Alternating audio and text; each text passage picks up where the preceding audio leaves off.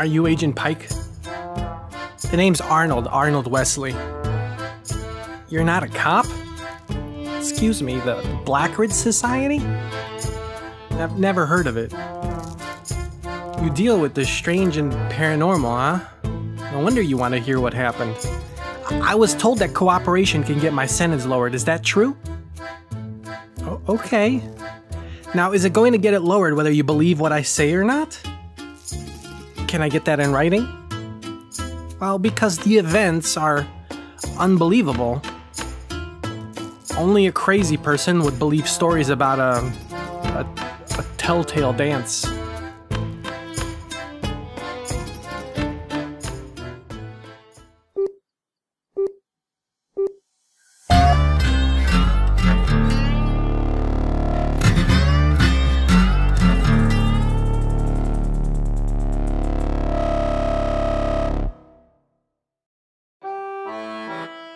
You know, we never had a honeymoon phase.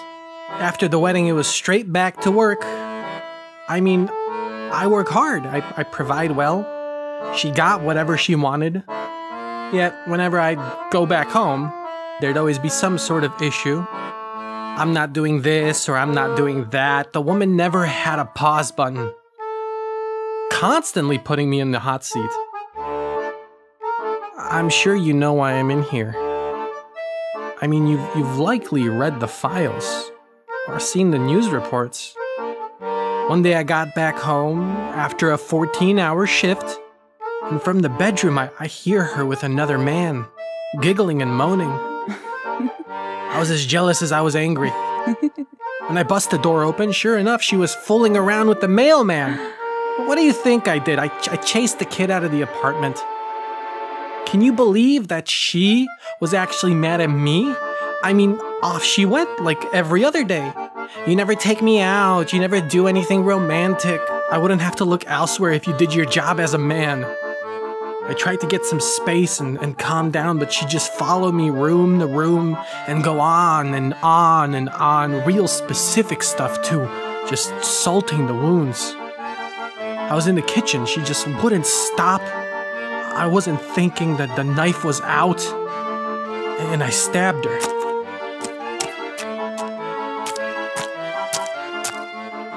The ease at which the blade cut in the muscle didn't really match the gravity of what I just did. I was just so mad. They say I stabbed her 15 times? I don't remember anything after the first one. You know, that's what temporary insanity is. You're just not in control of your actions. Something sets you off and you go blind. When I came to, there was blood everywhere. It pooled in the uneven dips of the floorboards, seeping out between the cracks. There was so much of it that the air in the kitchen smelled like rust. At first, I didn't know what to do. The situation hadn't fully set in. But self-preservation took over and the autopilot kicked in. I dragged the corpse into the bathroom, letting it bleed out in the tub. Then I started cleaning.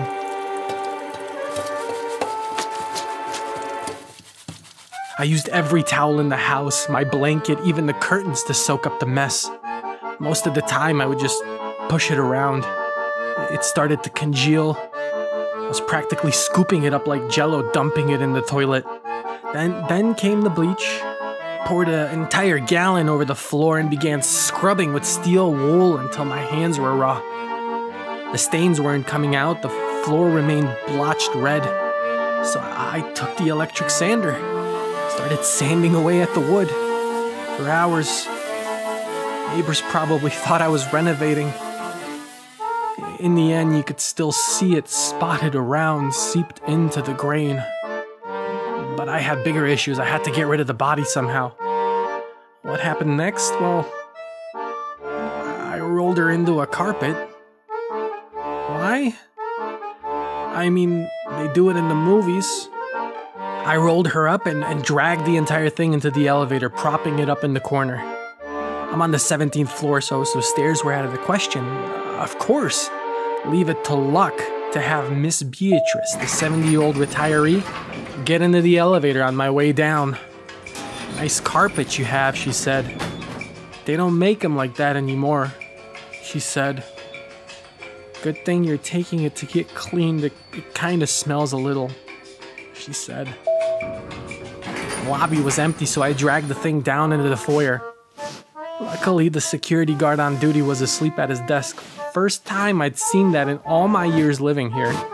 It's like the stars were aligning for me. After a short struggle, I managed to get it to the car.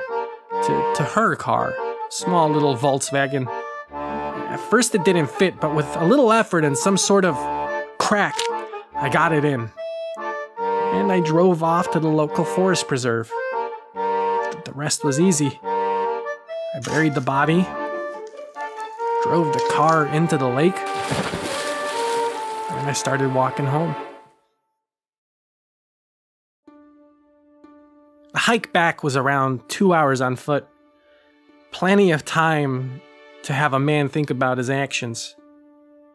That's when it started. As I approached the outskirts of the city, I heard the patter of feet behind me. Naturally, I glanced back, curious to see who was following me, and I see her. My heart stopped. She had been covered in fresh dirt. It clung in patches to the bloody spots on her dress. She stood upright, one arm dangling shattered at the side. That must have been the crack. Her pale, cloudy eyes locked onto mine. A rigid smile bearing muddy teeth stretched across her face. And then she collapsed, folding over herself like an accordion, lifeless once more. A hot flash hit me. Everything was spinning. How was all I could think. Blank-minded, my body instinctually lunged at the corpse, dragging it off the sidewalk. She was heavy. No way I'd be able to get her back to the forest without a car. I figured stuffing her in a bush was good enough. By the time anyone would find out, I'd be off in a beach in Morocco or something. Besides, I thought there was a chance it was all in my head. It was as I made my way through the downtown strip towards my apartment, and in the reflection of the storefronts, I glimpsed her once more, this time animated, dancing in step behind me. Her movements were graceful. She'd bend and stretch, twirl on her toes and jump up like a ballerina, the one broken arm grotesquely flopping along. She glid with such rhythm I could almost hear music playing. As I passed the donut shop, the door swung open and a couple of cops walked in front of my path. I made the mistake of turning around and making eye contact with that zombie, and it instantly fell to the ground like a bag of bricks. I panicked. I didn't know what to do. I grabbed her by the waist, propping the corpse upright against the diner wall with my body weight.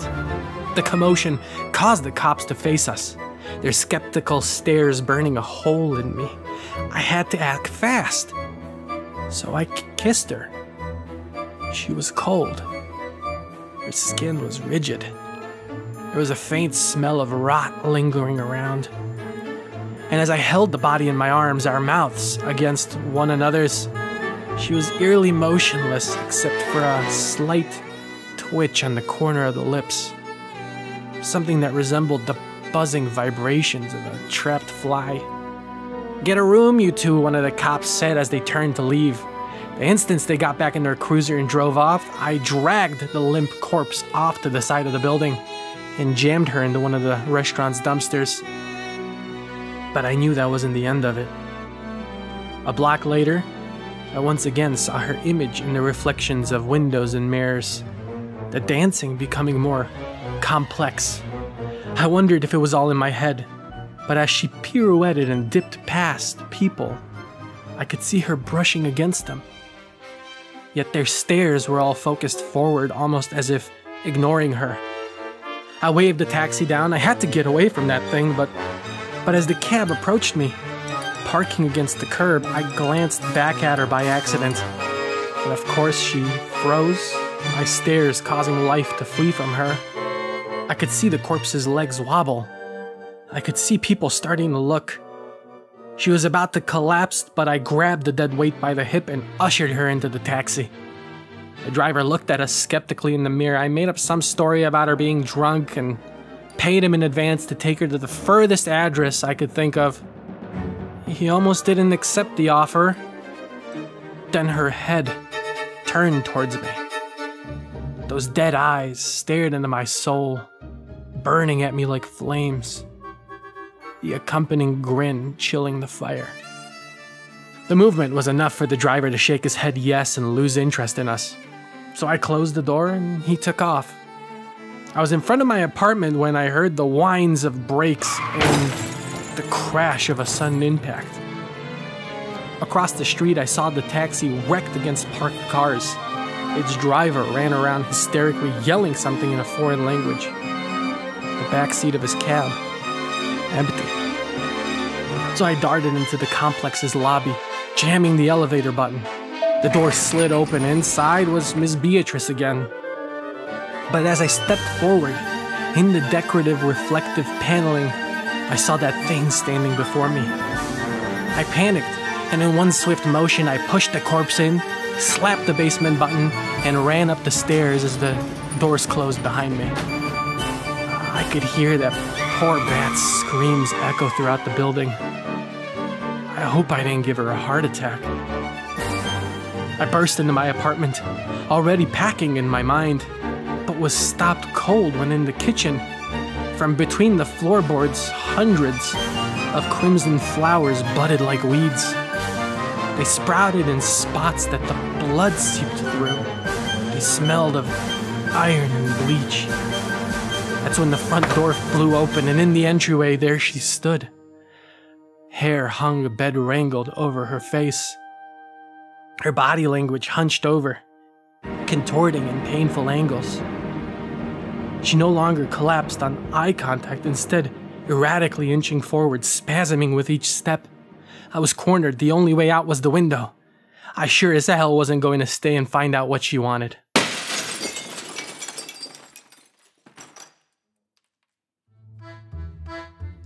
Then I woke up in the hospital, handcuffed to the bed.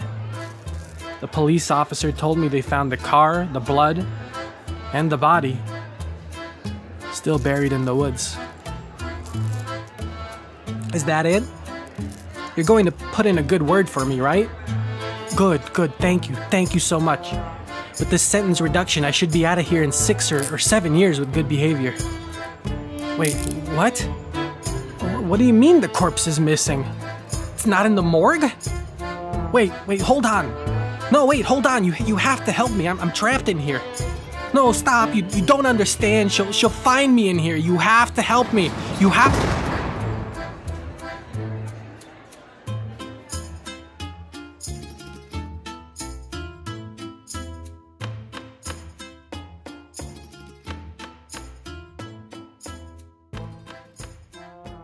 Thank you so much for watching, guys. That was The Telltale Dance. I really hope you enjoyed it. This one has been kind of banging around my head for years, actually. I would listen to that song, the Danse Macabre, or whatever, the death dance. And that's kind of the story I pictured, you know? Something rising from the grave and following you home. So I'm glad I got it out there. I really hope you enjoyed it. I'm going to start putting my stuff on multiple podcast websites, Spotify, Apple Podcasts. Keep an eye out on that. And yeah, next week another video, Christmas themed, so look forward for that. Happy holidays, guys. Peace.